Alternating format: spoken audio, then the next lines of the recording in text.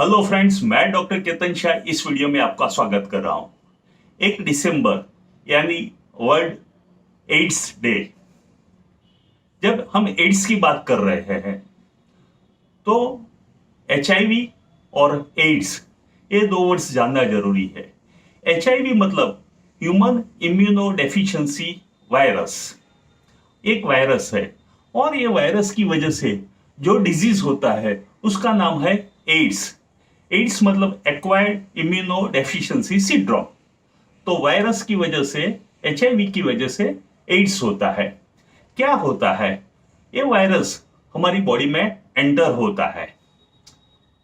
तो एंटर होने के बाद ये क्या करता है, एड्स कब होता है, उसके साइन एंड सिम्टम्स क्या है, उसकी ट्रीटमेंट क्या है, ये सब के बारे में हम इस वीडियो में बात करेंगे।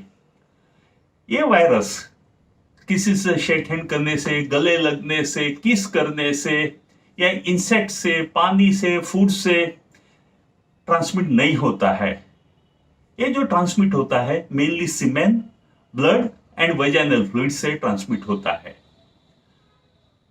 जब हम अनप्रोटेक्टेड कोई सेक्स करता है, चाहे वो वेजाइनल सेक्स हो, ओरल सेक्स हो या एनल सेक्स हो, तो अनप्रोटेक्टेड सेक्स की वजह से वो अपने पार्टनर को एचआईवी ट्रांसमिट करता है। दूसरा कि ब्लड के थ्रू ट्रांसमिट होता है। जो इंजेक्शन के लिए सुई यूज होती है, निडल्स, अभी तो डिस्पोजेबल ही निडल्स यूज होती है, लेकिन जो लोग ड्रग्स लेते हैं वो लोग में एचआईवी होने के चांसेस ज्यादा है। और जब ब्लड ट्रांसफ्यूजन होता है तब, अभी तो ब्लड को स्क्रीन करके, मतलब उसकी पूरी जांच करके ब्लड दिया जाता है, लेकिन ब्लड भी एक जरिया है एचआईवी और एड्स को ट्रांसमिट करने में। और मदर्स टू बेबी, जब मदर्स प्रेग्नेंट होती है तब, या तो डिलीवरी के वक्त या तो ब्रेस्ट फीडिंग के वक्त वो एचआईवी को ट्रांसमिट करती है। अब क्या होता है, बॉडी में ये वायरस आ गए, एचआईवी वायरस बॉडी में आ गए। अब वो क्या करेंगे, जो हमारी बॉडी की इम्यून सिस्टम है उसको वो ग्रेजुअली खत्म करेंगे। क्या होगा जब ये बॉडी में वायरस आएगा, सपोज आज आपके बॉडी में ये वायरस किसी की बॉडी में आ गए, तो या तो माइल्ड सिम्टम्स आएंगे, मतलब फ्लू टाइप के सिम्टम्स, को फीवर आएगा, बॉडी एक होगा, या तो मसल्स पेन होगा, डायरिया होगा, इस तरह के कुछ सिम्टम्स आएंगे।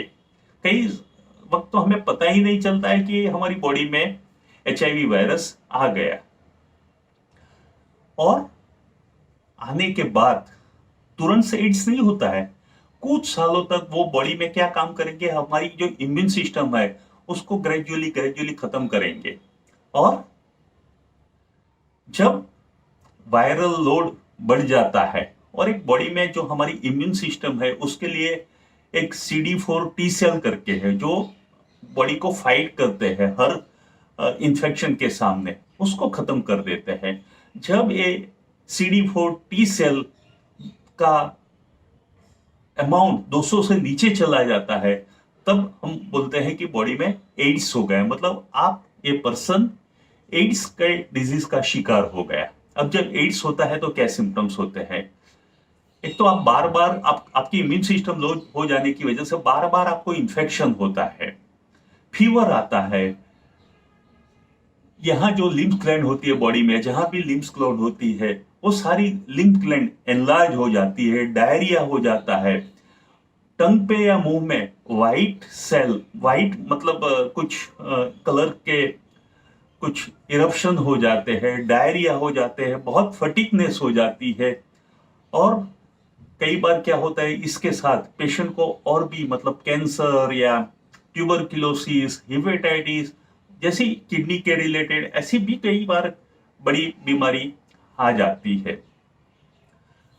तो क्या करेंगे, कैसे पता चलेगा? तो एंटीजन एंटीबॉडी ब्लड टेस्ट से ही हमें पता चल जाता है कि एचआईवी है या एड्स है।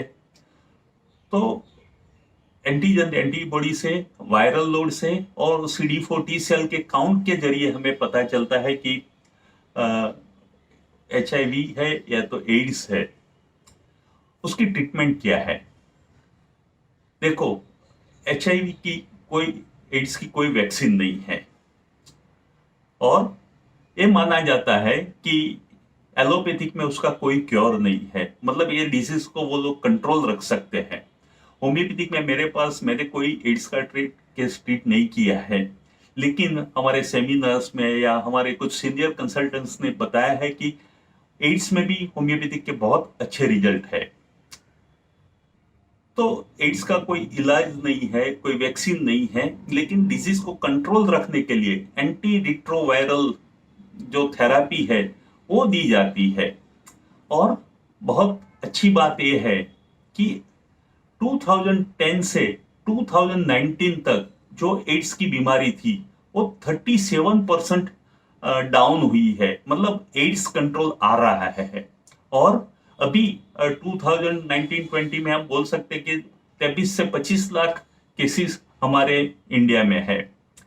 लेकिन डिजीज का ऐसा है कि पहले ट्यूबरकुलोसिस था, बाद में एड्स है, बाद में कैंसर, अभी कोरोना। तो कोई ना कोई एक डिजीज का हमारे लोक जीवन पे एक प्रभुत्व रहता है। लेकिन बहुत अच्छा गवर्नमेंट काम कर रही है, फ्री मतलब सेंटर्स करती है, दवाई भी फ्री देती है, और उसके परीक्षण के लिए किट भी, होम किट भी अवेलेबल है। तो अवेयरनेस के थ्रू अब लोग काफी अवेयर हो चुके हैं, और ये डिजीज को कैसे प्रिवेंट किया जाए, नीडल्स यूज नहीं करते हैं, डिस्पोजेबल नीडल्स यूज करते हैं, कॉन्डोम यूज करते हैं, और मदर भी पूरा केयर करती है। तो इस जरिए हम एड्स को, HIV को हम प्रिवेंट कर सकते हैं। तो आज के दिन पे, आज 1 दिसंबर के दिन, ये अवेयरनेस के लिए ही मैंने एड्स पे वीडियो बनाया है। आशा रखता हूं कि आपको पसंद आया होगा, और मैं आप सबको एक रिक्वेस्ट करता हूं, एड्स की अवेयरनेस बहुत समाज को जरूरी है, इसलिए आप ये वीडियो हो सके इतना ज्यादा से ज्यादा लोगों में शेयर करना।